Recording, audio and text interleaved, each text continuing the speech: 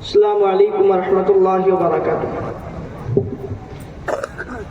نحمده ونصلی علی رسوله الکریم، اما بعد فاعوذ باللہ من الشیطان الرجیم، بسم اللہ الرحمن الرحیم۔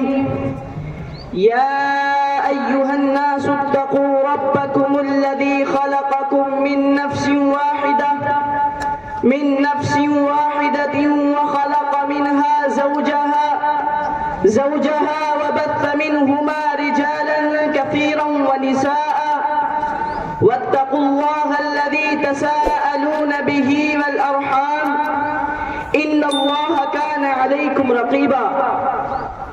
وقال الله تبارك وتعالى: وإذا بشر أحدهم بالأنثى ظل وجهه مسودا وهو كظيم يتوارى من القوم ما بشر به أيمسكه على هون أم يدسه في التراب ألا ساء ما يحكمون۔ صدق اللہ العظیم۔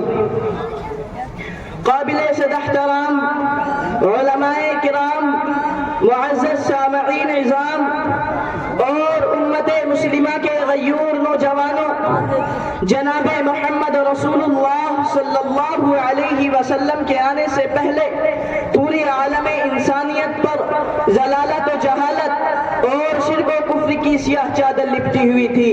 فضائے کائنات پر نفرت و عداوت کی تاریک گھٹائیں چھائی ہوئی تھیں۔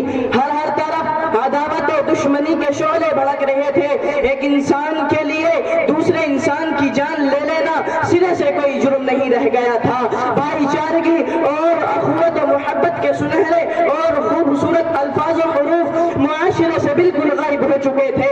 گویا یوں کہا جائے کہ انسانی قلب فَهِيَ كَالْحِجَارَةِ أَوْ أَشَدُّ قَسْوَةً کا مصداق بن چکا تھا، اور قرآن شریف کے الفاظ أُولَئِكَ كَالْأَنْعَامِ بَلْ هُمْ أَضَلُّ ان پر پورے صادق آ رہے تھے، اور پورا معاشرہ، پوری انسانیت، بلکہ پوری دنیا اب حیوانیت و درندگی اور تباہی و بربادی کے آخری کنارے پر پہنچ چکی تھی۔ کمزوروں پر ظلم و ستم کے پہاڑ توڑے جا رہے تھے۔ عورتوں کو جانوروں سے بھی بدتر سمجھا جاتا تھا۔ اگر کسی کے یہاں بچی پیدا ہو جاتی اور انہیں یہ بتایا جاتا کہ اللہ پاک نے تمہیں بیٹی عطا فرمائی ہے، تو ان کے چہرے پر نحوست اور بدبختی کی سیاہی پھیل جاتی تھی۔ پورا گھر جہنم بن جاتا تھا۔ ہمارے شرم و حیا کے گھر سے باہر صرف اس لیے نہیں نکلتے تھے کہ لوگ کیا کہیں گے کہ یہ لڑکی کا باپ بن گیا ہے۔ وہ اپنی اس خفت اور شرمندگی کو چھپانے کے لیے اس وقت تک چین سے نہیں بیٹھتے تھے جب تک کہ اس بچے کو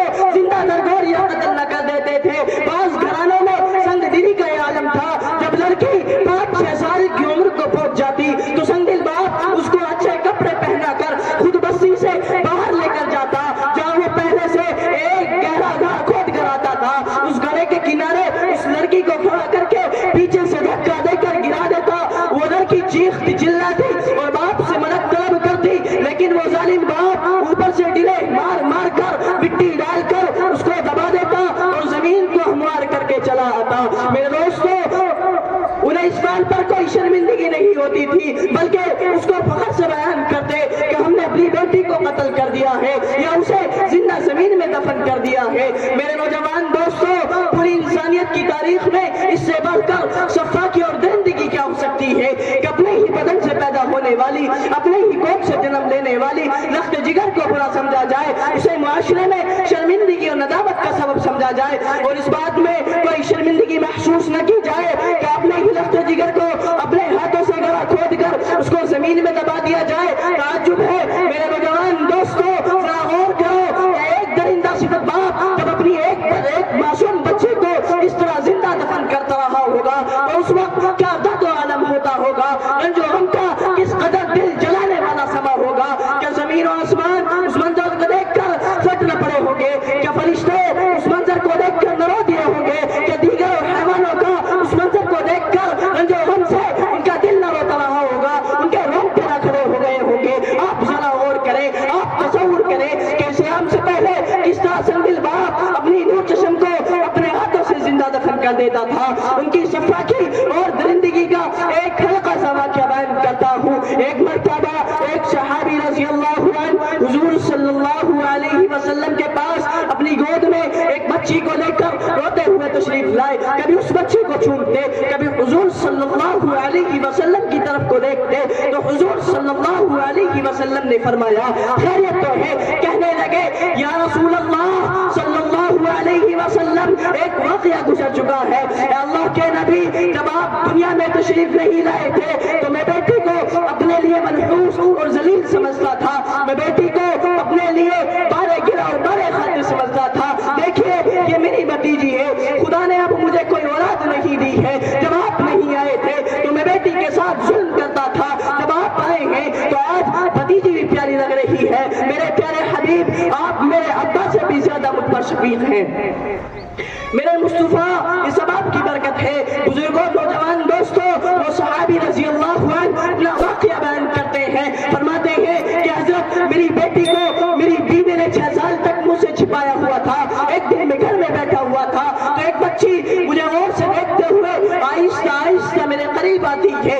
اور زور سے میرے سینے کے ساتھ چمٹ جاتی ہے اور کہتی ہے ابا جان 6 سال ہو گئے میں ابا کے ہوتے ہوئے لاوارث اور یتیم ہوں، ابا میں آپ کی بیٹی ہوں، اب میں بڑی ہو چکی ہوں، پانی کا گھڑا بھی اٹھا لیتی ہوں، جھاڑو بھی دیتی ہوں، کپڑے بھی دھو لیتی ہوں، ابا جان اب تو آپ کی جوتی بھی سیدھی کروں گی، آپ کے لیے بستر بھی بچھاؤں گی، آپ کے کپڑے بھی دھوؤں گی۔ وہ صحابی کہتے ہیں کہ حضرت فوراً وہی جاہلیت کا چکر میرے دماغ میں آیا کہ میری بیٹی بڑی ہو گئی ہے، کسی کو بنا سوار کر دوں گا، میں ابھی اس کا کام تمام کر رہا ہوں، میں قریب گلا کھود کر اسے دفن کر دوں گا۔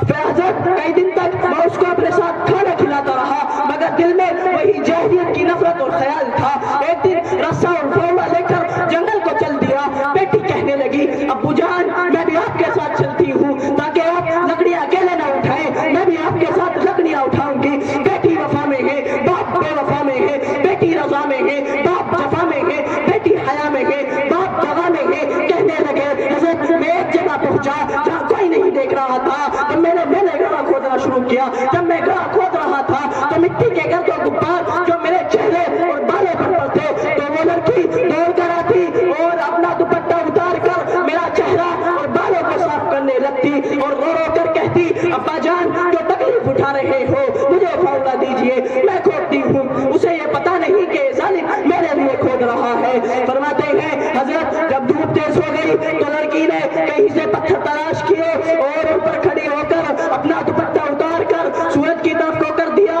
مجھ پر چھپڑی کا انتظام کر دیا۔ حضرت بیٹی بھی کوئی چیز ہوتی ہے، بیٹی بھی کوئی شے ہوتی ہے۔ حضور صلی اللہ علیہ وسلم کانپ رہے ہیں، رو رہے ہیں۔ فرمایا تو پھر کیا ہوا؟ کہنے لگے حضرت جب میں نے گڑھا کھود لیا میری آنکھیں سرخ تھی، میں نے آنکھیں نکال کر بیٹی کی طرف کو دیکھا تو بیٹی سمجھ گئی اچھا یہ میرے لیے ہے، تو اس نے اتنا کہا ابا جان کوئی باپ بھی اپنی بیٹی کو اپنے ہاتھوں سے زندہ دفن کرتا ہے، ابا جان اگر آپ میرے لیے روٹی کا انتظام نہیں کر سکتے تو مجھے چھوڑ دیجئے، جنگل کے درندے مجھے کھا جائیں گے مگر آپ کا ہاتھ میرے خون سے رنگین نہ ہو۔